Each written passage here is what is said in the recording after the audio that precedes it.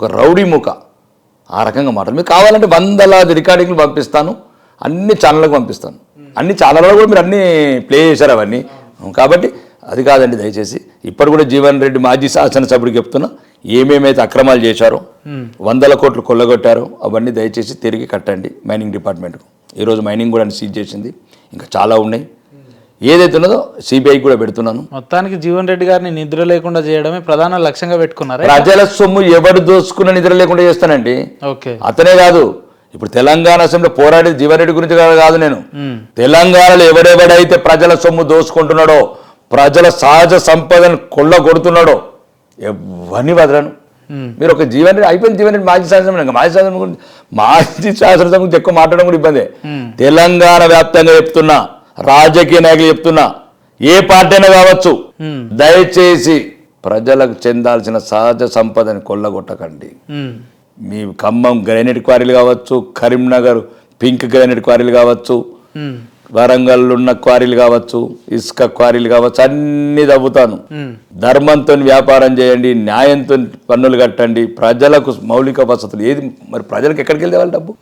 మీరు వ్యక్తులే దోచుకుంటే వ్యవస్థను ఎవడు బాగుపరచాలా?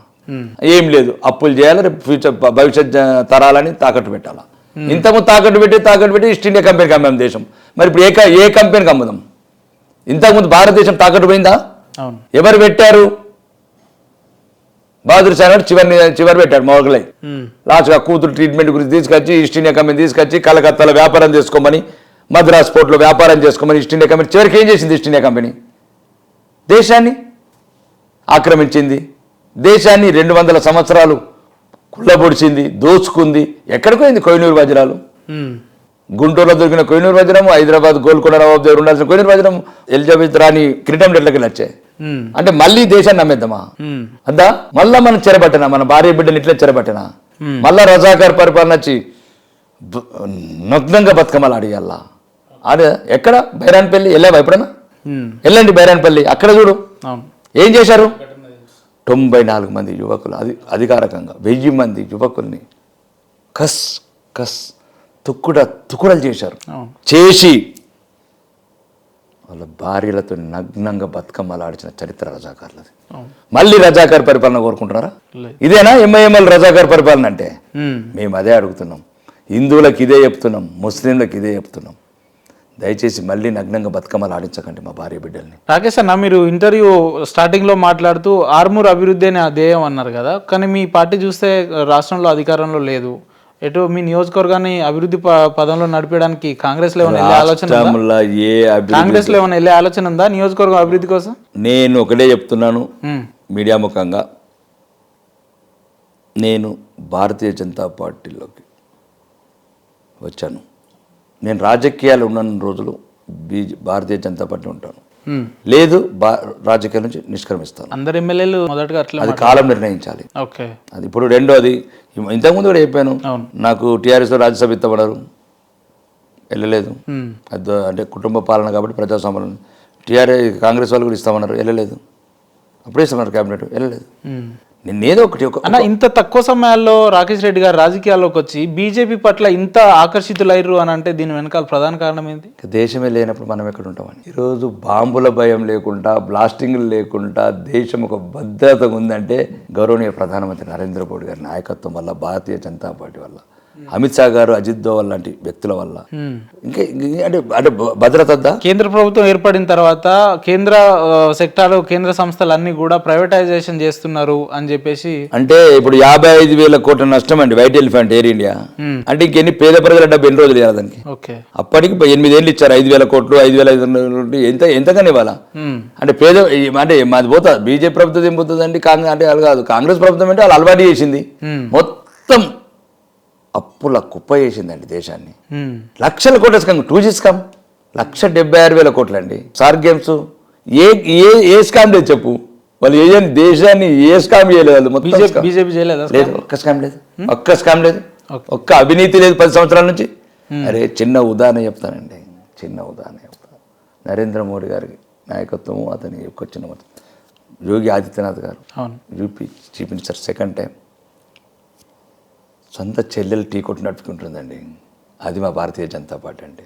సొంత చెల్లెలు ఉపేందర్ చెల్లెనే ఒక్కరోజు సిగ్నేచర్ ఛానల్లో పనిచేస్తే రోజు రోజుకు అభివృద్ధి చెందే ఈ దేశంలో 10 సంవత్సరాలు ఒక 20 కోట్ల రాష్ట్రాన్ని పరిపాలిస్తున్న ఒక యోగి లాంటి నాయకుడు మా పార్టీ. సొంత చెల్లెలు టీ కొట్టు నడుపుకుంటున్నది, అది మా పార్టీ. కాబట్టి దయచేసి మీరు కూడా మీడియా మిత్రులు కొద్దిగా పాజిటివ్ మెజర్ తెచ్చుకోండి. ఈ దేశం ఉండాలంటే భారతీయ జనతా పార్టీ ఉండాల్సిందే.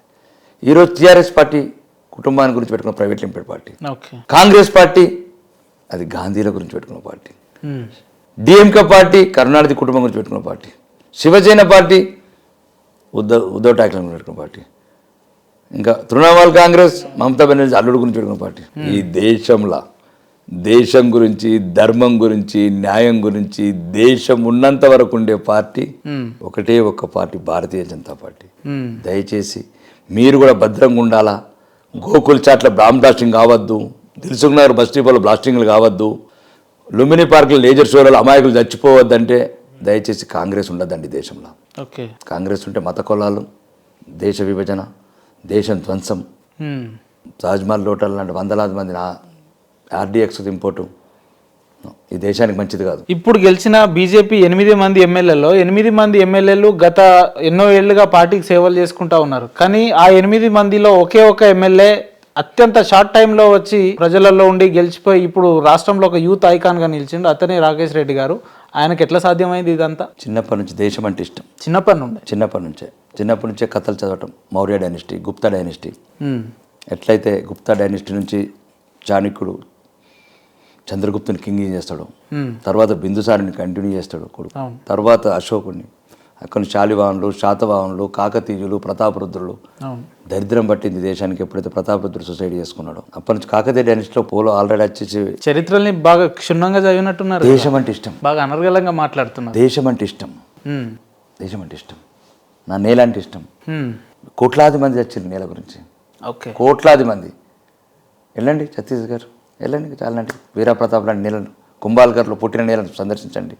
గ్వాలియర్ వెళ్ళండి, ఝాన్సీ లక్ష్మీబాయి గుర్రం మీద దుంకిన చూడండి కోటని, ఒళ్ళు గగరు పొడుస్తుంది. ఏం ఆశించి ప్రాణాలు కోల్పోయారు. ఎగరండి. ఈరోజు ఎందుకు స్ఫూర్తిగా నిలిచిన ఛత్రపతి శివాజీ, మహారాణా ప్రతాప్ యువతకు ఎందుకున్నారు? మళ్ళీ ఇంకెందుకు మహారాణా ప్రతాప్లు పుట్టలేదు?